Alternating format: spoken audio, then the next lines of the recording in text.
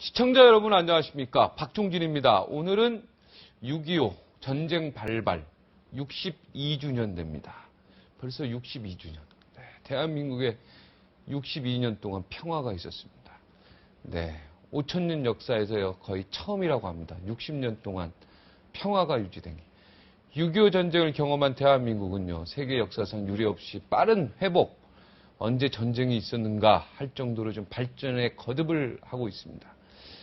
네, 전쟁의 상흔을 전혀 찾아볼 수가 없습니다. 대단한 성과이기도 하지만 반면에 전쟁의 기억과 상처, 또 그것이 남긴 교훈조차 너무 빠르게 저희가 잊고 있는 것이 아닌가 이렇게 걱정도 됩니다. 6.25가 과거가 아닌 현재인 까닭은요, 휴전선이 지금도 존재하고 있습니다. 그리고 그 너머에 있는 북한이요, 네, 바로 눈앞에 있습니다. 지금도 존재하고 있습니다. 오늘은 특별히 대한민국 건국 이래 가장 큰 비극이었던 6.25 전쟁을 기억하는 시간을 마련했습니다. 그동안 한 번도 보실 수 없었던 생생한 자료들이 오늘 방송사상 최초로 공개가 됩니다. 네, 정말 그 사진들이 최초로 공개가 되는데요. 전쟁이 국민들의 일상 속으로 밀고 들어온 적나라한 모습들 잠시 후에 쾌도남마에서 만나보시겠습니다. 오늘 그 사진들 보기에 앞서서 오늘도 정치권 상황을 먼저 짚겠습니다. 네, 이분도 어디 가서 눈치 안 보고 말씀하시는 분입니다. 저희 쾌도남마에 나오시는 분들은 네, 정체성도 분명해서 욕도 많이 먹는데요. 분명한 것은 눈치 안 보고 말씀하십니다. 명지대학교 정치외교학과 신율 교수 함께 있습니다. 안녕하십니까? 네, 안녕하세요. 네. 욕 먹는지 어떻게 하셨어요? 시청자 게시판에 막 욕 그렇죠? 엄청 먹던데요. 예, 맞습니다. 누구를 지지한다. 네, 또 누구를 지지한다. 참 이런 얘기 하기가 힘들어요. 네. 보는 사람의 시각에 따라서 네. 전부 자기 위주로 해석하는 경우가 많거든요. 네. 예, 이젠 달관을 했습니다. 네. 그런데 우리 교수님도 어떻게 보면 속으로는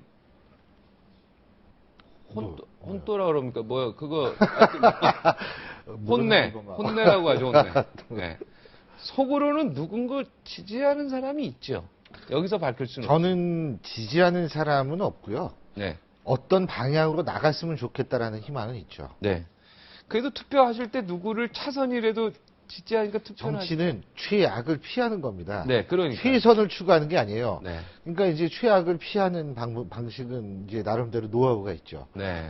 근데 그건 제 생각이고 네. 다른 유권자 다 그렇게 생각하느냐 그거는 모르죠. 그러니까 교수님은 그래도 아직 교수님 얘기는 시청자들한테 아직 마음이 속마음이요. 예. 안 들켰어요. 아, 그래요? 다른 분들은 좀 많이 들킨 분들이 많아요. 저는 근데 실제로 아무 생각이 없거든요. 아, 별로가. 아, 이게 속마음 들키면은 참 골치 아픕니다. 이 평론가들이. 그죠? 그리고 이제 그러니까 사방을 똑같이 비판을 해주면 돼요. 네. 근데 듣는 사람에 따라서 저쪽 좀 더 하는 것 같아요. 네. 항상 그렇게 생각이 되거든요. 네. 저희 이제 TV를 보시는 분은 야당을 지지하는 분도 보고, 여당을 지지하는 분들 보고, 여당에서도 누굴 지지하는 분이 여당 지지층이 더 많은 것 같아요. 네. 아, 그래요? 예. 아, 예. 대한민국이 아무래도 여당 지지층이 잠재돼 있죠. 소리 없는 군중들의 소리가 들리지 않습니다. 글쎄요. 네, 그러지 않습니다. 앞으로 좀 듣도록 노력을 해보겠습니다. 네. 박근혜 후보가 중요한 얘기했어요. 경선 올림픽만큼 더 중요한 거 아닙니까? 이렇게 한마디로 모든 게 정리되지 않습니까? 그렇습니다. 네. 결국은 안전하게 가겠다는 얘기고요. 네. 그리고 이제 박근혜 위원장 전 대표 입장에서 볼 때는 이거 경선을 논의하면 아무래도 시간은 오래 끌어요. 네. 그런데 빨리 그냥 본인이 어차피 될 거니까 빨리 되고 난 다음에 차라리 본격적으로는 대선 행보를 취하는 것이 기선제압에 유리하다라고 생각을 했겠죠. 네. 그러니까 겸사겸사해서 안전하게 가면서 먼저 대선 후보로 당선되고 뭐 이런 생각을 했을 거라는 생각이 들어요. 네. 이제 죄송합니다. 새누리당이죠, 한나라당. 네.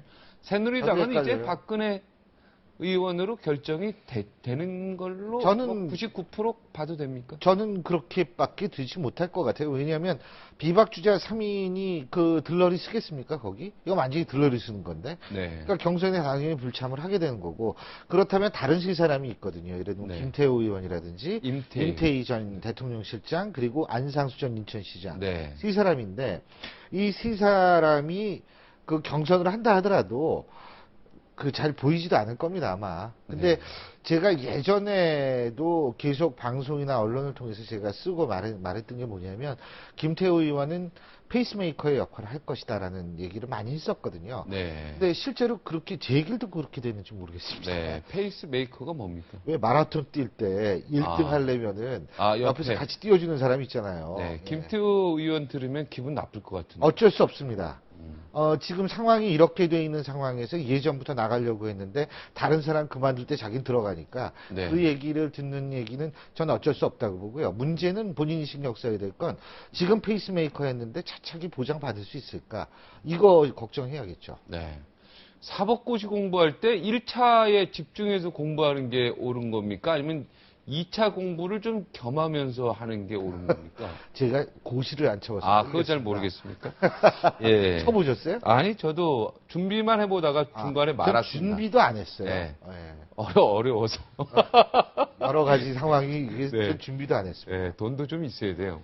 책을 사고 이렇게 고시원도 좀 비싸죠. 예, 조금 있어야 돼요. 근데 저는 사실 말 나왔으니까 고시는 좀 있었으면 좋겠어요. 네. 로스쿨, 외교 아카데미 이러면은 있는 사람 자제들만 유리해질 수 있는 상황이기 때문에 네. 개천에서 용나는 시대는 이제 끝난 거죠. 그거 안 좋습니다. 희망을 줘야죠. 네. 예. 얘기 돌아갑시다. 네. 그 얘기 다시 한 번 하죠. 예. 네, 고시 얘기. 그러니까 지금 사법고시 1차 얘기를 왜 했냐면 네. 박근혜 의원이요. 이번 경선에 일단은 이걸 1차로 봐야 되는 거 아닙니까? 2차는 이제 본선이고요. 그죠?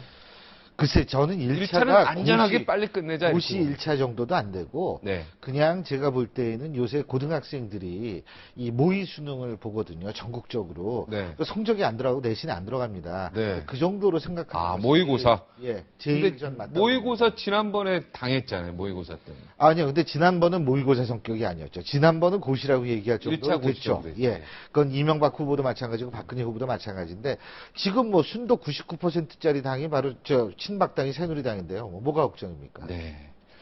이재호 의원이 이제 룰 변경 없이면 나는 이제 경선에 참여 안 하겠다 이렇게 밝혔는데 네. 이 비박 3인 김문수, 이재호, 정몽준 의원 이분이 세 명 다 만약에 경선에 참여 안 하면 박근혜 의원이요 타격을 많이 받습니까? 일단은 흥행이 되질 않죠. 그리고 이번에 경선룰 논란 때문에 박근혜 전 위원장이 손해본 게 많습니다. 네. 우선 우리가 생각할 수 있는 게 뭐냐면, 이게 힘으로 그냥 대꾸도 안 해주는구나, 이제는. 그런 식으로 보이면은 우선 굉장히 관용이 부족하고, 예? 그렇기 때문에 포용력도 없어 보이고, 소통 부족 가뜩이나 나왔는데 그 이미지가 오히려 강화되는 그런 측면이 있고, 두 번째는 만나보지도 않았잖아요, 사실. 네. 비박 3인방을. 그러면 뭐 이건 대단한 권위주의적 발상이구나라고 볼 수도 있는 거고. 그리고 명실상부하게 새누리당의 기득권 혹은 대세론에 입각한 기득권에 안주하는구나라는 인상을 줄 수 있습니다. 이 세 가지는 본격적인 그 대선 본선에서 상당히 박근혜 전 위원장한테 안 좋은 영향을 미칠 수가 있죠. 네. 하여튼 그 친박계 중진들이요. 예. 박근혜 뭐 의원의 기사에 따르면 타협안도 이야기하고 그랬는데 전부 뭐 퇴짜 받았다 그래요. 그게 이제 본인은 그게 원칙이라고 얘기를 하는데 저는 그거 원칙이라고 생각 안 하거든요. 네. 예를 들면 선수에 따라 룰을 바꾸느냐 뭐 그런 경우는 없습니다만 예를 들면 옛날에 제 기억으로 농구에 3점 슛 그게 없었어요. 네, 없었죠. 그죠? 근데 지금 3점 슛이 있죠? 네. 왜? 관중들한테 좀 더 열광을 주기 위해서 그런 거죠. 스트라이크 존도 실제적으로 야구에서 나라마다도 좀 다르고 흥행을 하기 위해서는 스트라이크 존을 폭넓게 잡아줘야 되는지 작게 잡아줘야 되는지 이거 결정을 한단 말이에요. 흥행을 위해서 그런 거거든요. 스포츠도 그런데. 그런데 박근혜 전 위원장 같은 경우에 지금 과연 계속 선수 때문에 룰을 바꿀 수 없다. 뭐 올림픽만큼 중요하다라는 얘기로 해서 가장 중요한 근본은 있지 않았나라는 사실 전 반성이 필요하다고 봅니다. 네. 반성이 필요합니까? 예. 네. 알겠습니다. 그런데요. 일련의 모습들, 타협안들 조심스럽게 거부하고 이런 모습들이 지지세에 뭔가 영향을 미쳤는지요. 최근 뭐 리얼미터 조사에 따르면은 안철수 원장이 또 역전이 부쩍 됐죠. 올라갔습니다. 예. 역전됐습니다, 또. 그거는 저는 뭐 여러 가지 이유가 있다고 봐요. 지금 제가 말씀드린 경선 룰을 가지고 싸우는 과정에서 이미지가 굉장히 추락했다는 그런 원인이 또 하나 있고 네. 또 하나 뭐냐면 그 왜 새누리당 명부 유출했지 않습니까? 네. 그 명부 유출을 했는데 그때 당시에 유출 당시에 있어서의 최고 책임자는 누구냐 하면 박근혜 위원장이에요. 네. 그러면은 저는 이렇게 생각하거든요. 대통령이라면 무한 책임을 지는 자리입니다. 그렇다면 이 문제, 이 명부 유출됐을 때 최소한도 본인이 유감 표명을 하는 것이 아니라 정말 책임을 통감한다. 네. 그 밑에 사람들한테 어떤 책임을 전가하다기보단 그런 얘기를 했어야 네. 되는데 저 그런 보니까 저기 네, 선이 너무 얇아가지고 잘 안 보이네. 그지 그죠? 예, 저 특히 파란색 두꺼우면 좋았을 텐데. 예.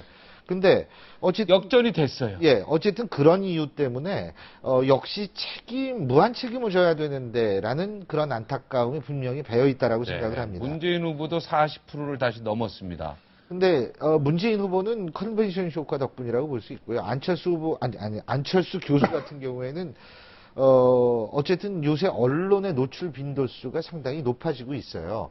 높아지고 있기 때문에 제가 볼 때 그런 영향 때문에 지금 역전이 되지 않나라는 생각이 드는데 글쎄요. 저는 이번에 가장 중요한 관전 포인트가 뭐냐. 대세론을 유지한 후보가 우리나라 선거 역사상 대선 역사상 당선된 적이 없어요. 근데 이번에 어떻게 될지 한번 지켜봐야겠죠.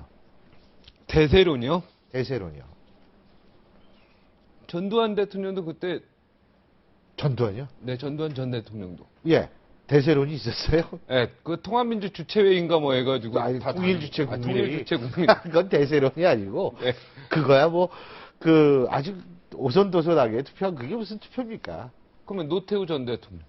노태우 전 대통령의 대세론이라는 것은 제가 볼 때는 보통 군사 사람. 정권 시절이었기 때문에 대세론이 짧았죠. 진짜 대세론의 본격적인 대세론의 시작은 이회창 총재부터 대세론이 시작이 됐죠. 아, YSDJ도 대세론에 입각해가지고 된 것은 아닙니다. 예를 들면 1997년 6월에 여론조사, 경향신문 여론조사를 보면은요, 박찬종 대, 그때 당시에 박찬종 대 김대중 총재의 그 양자 대결했을 때는 박찬종 당시 민자당 네. 의원이 55%를 넘고 있었습니다. 그러니까 김대중 전 대통령도 대세론에 의해서 된 것은 아니고 김영삼 당시 대통령도 마찬가지고요. 이회창 총재가 대세론이 있었죠. 요번에 어떻게 되는지 한번 봐야죠. 네, 돈봉투 사건 오늘 그 1심 선고가 있었어요. 네. 예. 뭐 징역 8월, 뭐 징역 6월, 뭐 집행유예 이렇게 나왔는데 진짜 미안하게 생각하세요? 저는 그러니까 개인적인 의견을 묻는다면 네. 네, 뭐 국가의 미안해하실 정의에 필요 없어요. 그런 거 없어요? 잘하신 겁니다. 아, 잘하신 예. 그리고 뭐 이거 제 마음이 좀 약해서. 아예 안 약한 것 같아요. 아, 그렇습니까? 근데 저는 이거 보면서 그런 생각을 했어요. 지금 이 문제가 차라리 터지는 거. 지금 각 당에서 다 이것도 당내 경선이고, 통합진보당도 당내 경선이고, 민주당도 당내 경선이고, 다 당내 경선 문제가 이게 튀어나오는 거거든요. 네. 그 명부 유출도 마찬가지고요. 그렇기 때문에 제가 생각할 때에는 그런 차원에서 우리가 본다면, 당내 경선의 관리를 아주 확실히 하든지, 아니면, 글쎄요, 이 대선 후보 경선도 좀 굉장히 이런 식으로 된 부작용이 될 것 같아가지고 네. 이미 다 떠난 얘기입니다만 완전 국민 경선을 하든지 아니면 대통령 선거제도 조금 고쳤으면 좋겠어요. 아니 결선 투표, 당내 경선하지 말아라 이거예요. 나오고 싶은 사람 다 나와라. 예? 그중에서 그래서 맨 마지막 그 사람 두 명. 그렇죠, 2명. 그 2명 가지고 붙이면 그게 결선 투표제거든요. 프랑스도 프랑스도 그랬죠. 결선 투표고요. 요번에 상전 처음 투표한, 상전 처음이나 마찬가지예요. 이집트도 결선 투표 있잖아요. 네. 예? 그러니까 제가 볼 때에는 그런 식의 어떤 방식이 지금 우리나라에서의 당내 경선을 줄이는 제일 좋은 방식이고, 이 공천할 때에 사실 뭐 민주당도 그랬고 새누리당도 그렇고 뭐 여론조사로 하느니 뭐 경선으로 하느니 뭐 이런 얘기했는데 그것도 사실 부작용 굉장히 많이 남겼거든요. 네. 이 당원 명부 유출도 마찬가지고요. 그런 차원에서 저는 좀 당내 경선 그 방식과 그 상향식이라는, 물론 상향식이 필요해요. 근데 여러 가지 면에서 고민하지 않으면 앞으로 이런 문제 계속 터질 겁니다. 네. 통합진보당이요. 네. 네, 통합진보당. 통합진보당에서 지금 이제 여기 당대표 뽑고 있는데 누가 되느냐에 대해서 강병기냐 강기갑이냐 이게 되느냐에 대해서 앞으로의 또 향방이 달라질 것이다.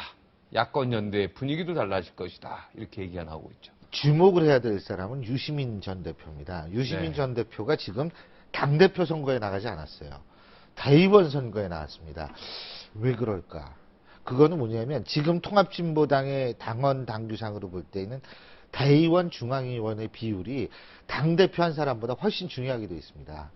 그렇기 때문에 당대표에서 소위 말해서 구당권파가 되는지 아니면 신당권파가 되든지 그거보다도 대의원 선거에서 양쪽의 비율이 어떻게 되는지가 저는 굉장히 오히려 더 중요하지 않을까라는 생각이 들고요. 그런 차원에서 본다면 전 6대 4의 비율로 구당권파가 될 것 같아요. 그렇게 되면 다시 모든 게 도로 이 통진당이 되는 거거든요. 네. 그리고 그렇지 않아도 좀 위태위태 보였는데 그러니까 유시민 대표가 그런 얘기를 한 거죠. 대의원이라는 게 민주당이나 새누리당으로 치면 뭡니까? 통합진보당의 각 당의 대의원이 다 있죠. 그런데 대의원에 있어서 이 권한이 강화가 돼 있다라는 거죠. 지난번에 민주당 같은 경우에는 그 대의원 선거에서는 김한길 후보가 이긴 거 아닙니까? 그러니까 근데 문제는 뭐냐면 대의원의 퍼센테이지가 30%밖에 안 되니까 그때 그렇게 된 건데 통진당 같은 경우에 대의원의 역할이 굉장히 막강하죠. 그리고 중앙위 같은 경우에도 실제로 중앙위의 결정이 최종 결정이다시피 할 정도니까 그 대의원 중앙위가 상당히 그거는 이제 어떤 당이든 다 있지만 그 권한이 특히 강화가 돼 있다 이렇게 볼 수 있는 거죠. 네. 근데 요새 뭐 중국집에 61명씩 사는 모양이죠.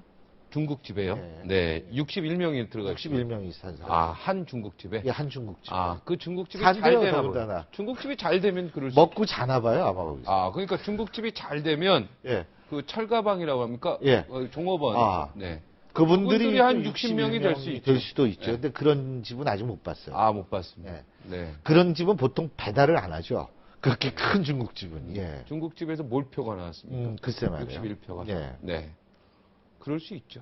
글쎄요. 없습니까? 희한합니다. 네. 그걸 우리는 사자성어로 딱 네 자로 표현하죠. 네. 구제불능. 구제불능입니다. 네. 우리 시청자 여러분이 판단하실 것 같습니다. 그럼요. 네. 또 하실 말씀 있습니까? 뭐 물어보실 말씀 없어요? 네. 뭐 없어요. 지금 다 했네요. 민주통합당.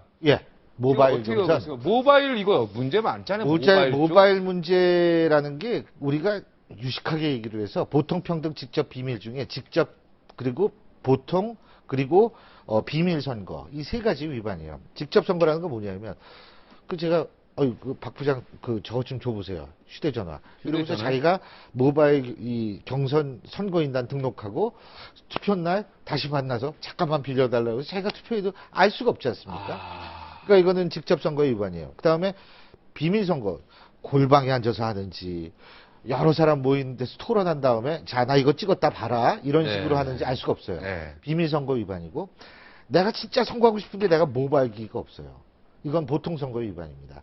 그렇기 때문에 선관위가 개입을 안 하는 거예요, 여기에. 마음대로 해라. 근데 전 진짜 이해가 안 가는 게 모바일 때문에 이게 계속 문제가 나오는데 왜 이걸 고집하는지 모르겠어요. 한 가지가 분명히 말씀드리는데 모바일 경선으로 완전 국민 참여 경선을 했을 때는 선관위 관리가 안 됩니다. 그건 불가능하고요. 여기에서 가장 유리한 쪽은 충성도 높은 조직 가지는 쪽이 제일 유리합니다. 충성도 높은 조직 어떤 후보가 그럴 것 같아요? 민주당 후보 중에서 충성도 높은 조직을 가진 후보. 지금요? 지금 민주당에서요? 민주당에서. 그건 친노의 주장이죠. 네. 문재인 후보가 제일 유리해요. 네. 그런데 만일 국민 참여 경선을 직접 가서 모바일로 선거인단 모집은 해도 돼요. 하지만 직접 가서 투표하게끔 만들고 순회를 하게 만든다면 누가 유리하냐면 손학규와 김두관 후보가 유리해질 거라고 저는 생각합니다. 그래서 이해찬 당대표가 모바일에서 이긴 거죠? 모바일에서 이긴 거죠. 모바일심이라고 그러는데 지금 문성근 전 최고위원이 또 사방에서 이 모바일 투표해야 된다고 그러거든요. 네. 그거 조금 속이 좀 보이는 얘기가 아닌가 이런 생각도 듭니다. 그리고 사실 모바일 투표가 젊은 사람들만 해요. 그거 나이 먹은 사람 그거 못합니다. 저도 못합니다. 저 어떻게 하는지 몰라요. 네. 그러니까 그거는 세대 간에 있어서의 또 하나의 격차를 초래하는 그래서 그 좋은 방법이 아니에요. 네. 충성심만 높은 사람들.